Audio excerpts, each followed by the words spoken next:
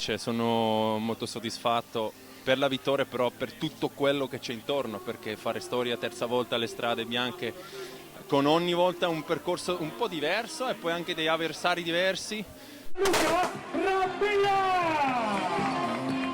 Sappiamo che il livello di quest'anno con i corridori è alto di tutto, e allora io sto cercando sempre dove c'ho qualcosa di più, il bonus, perché il bonus è già che sono felice, sono tranquillo, questo è già molto importante. In Piazza del Campo, questa giornata di grande ciclismo. La Tirreno è fondamentale, è importante riguardo le classiche, riguardo anche la Sanremo, però anche importante per la squadra. Abbiamo Bauke e Mollema che sta andando forte e chiaramente io non freno, io tiro dritto e quello adesso si va avanti così.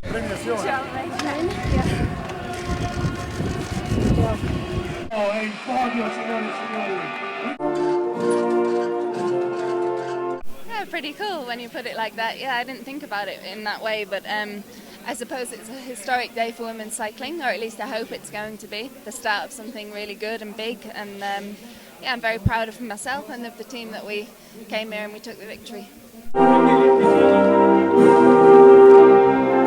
No, I don't think so. I mean, obviously when you become a world champion you work very hard, you train very hard, and that doesn't stop just because you win the world title. So I've trained just as hard as I have any other winter, and I have the strongest team in the world behind me, that also helps. Applauso per Lizzie Armitstead, che andiamo a Doma e Maggio Johansson.